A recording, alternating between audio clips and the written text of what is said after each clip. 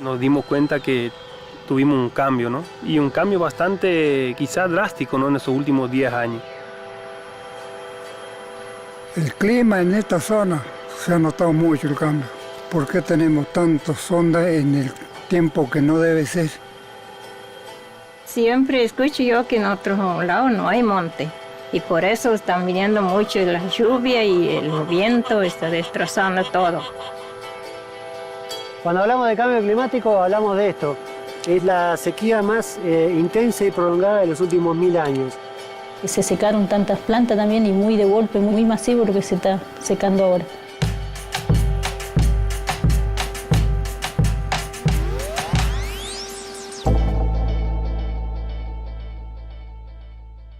Una de las características del clima precisamente tiene que ver con su variabilidad. ¿De qué depende esa variabilidad? Tiene que ver con causas de origen natural y causas de origen humano. Las causas de origen natural son procesos astronómicos, procesos geológicos que ocurren en escalas de miles a millones de años. En cambio, las causas de origen humano del cambio climático son precisamente procesos que ocurren en escalas de tiempo mucho más cortas. Estamos hablando del orden de algunas décadas.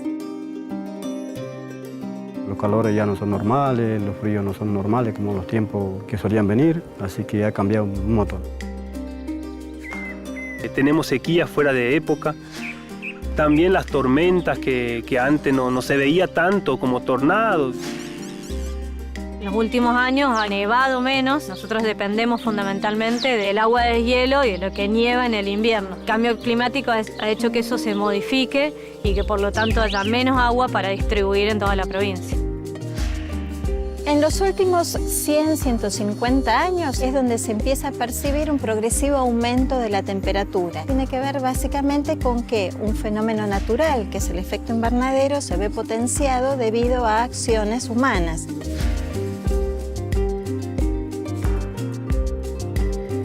El efecto invernadero es un proceso natural que se da en nuestro planeta gracias a la presencia de la atmósfera, una capa de gases que rodea a la Tierra y ayuda a regular su temperatura. Durante el día, la energía del Sol llega hasta la superficie terrestre. La Tierra y los océanos absorben parte de esa energía, se calientan e irradian el resto hacia el espacio en forma de calor. En la atmósfera, ese calor es atrapado por los gases de efecto invernadero, que lo retienen y envían nuevamente hacia la Tierra, haciendo que la temperatura se eleve. Sin la atmósfera y el efecto invernadero, la temperatura promedio de la Tierra, que hoy es de 14 grados, sería de 18 grados bajo cero.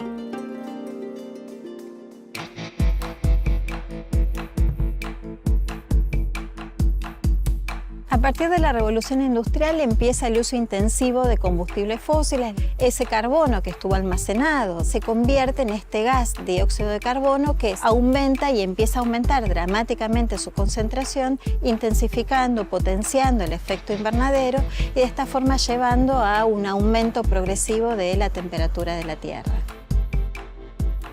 Los bosques nativos son fundamentales en la lucha contra el cambio climático. A través de la fotosíntesis, los árboles absorben el dióxido de carbono del aire y lo almacenan en sus hojas, troncos y raíces. Al hacerlo, reducen la concentración de dióxido de carbono en la atmósfera, ayudando a frenar el calentamiento global.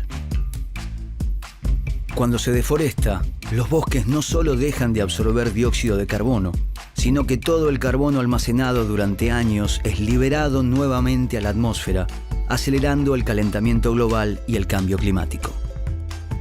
Yo soy criado acá y sé de la forma que fui creciendo, cómo fue mermando el monte, ¿no? El bosque nativo nuestro, ¿no?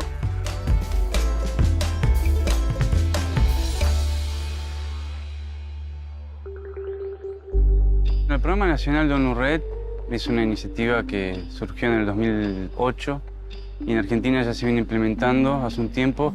Y la idea es cómo gestionar los recursos forestales, bosques, cómo hacerle uso, cómo manejarlos, cómo cuidarlos, cómo mantenerlos y cómo saber que ese recurso natural es de gran importancia para el cuidado del ambiente y el cambio climático. Desde la Dirección Nacional de Cambio Climático del Ministerio de Ambiente y Desarrollo Sustentable tenemos como tarea enfrentar o encontrar las herramientas para enfrentar el cambio climático a nivel nacional. Nos planteamos cómo hacer para reducir la tasa de deforestación y de degradación de los bosques. Eso nos llevó a generar un plan de acción nacional en bosques y cambio climático, y este plan nos traza un camino a futuro para reducir emisiones. El Programa Nacional ONU-RED trabaja acompañando al Ministerio de Ambiente y Desarrollo Sustentable de la Nación en el desarrollo de un plan de acción nacional de bosques y cambio climático, cuyo principal objetivo es reducir las emisiones causadas por la deforestación y la degradación de los bosques y aumentar los reservorios de carbono a través de la restauración y la recuperación de los bosques nativos. Cada país tiene que organizarse para dar su contribución frente a esta problemática. Argentina justamente tomó la decisión de hacerlo junto con todos los ministerios, junto con todas las jurisdicciones, porque este Gabinete Nacional incluye también en una instancia de gabinete ampliado a todas las provincias y también incluye a la sociedad civil, al sector académico y al sector privado. Y eso es muy importante a la hora de generar una estrategia, porque cuando haces una estrategia de abajo para arriba, generas una estrategia que realmente tiene mucho más chances de ser cumplida, y al estar integrada por todos los actores, al estar pensada por todos los actores, tiene mucho más probabilidad de éxito realmente.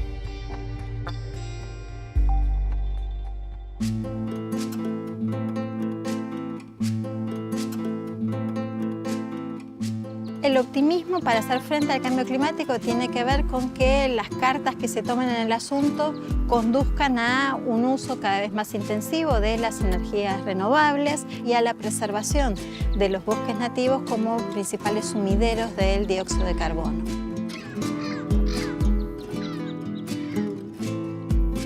Es algo muy valioso para nosotros tener los montes que tenemos, y eso es lo que nos da la energía para seguir luchando y para seguir recuperando lo que nos queda, ¿no? Volver a tener quizá un poquito de lo que teníamos antes, ¿no? Acá tenés un cedro, un lapacho, una tipa y un pacará. Esto es como un bosque en miniatura, que está creciendo y que dentro de muy poco puede llegar a combatir en general el cambio climático del planeta.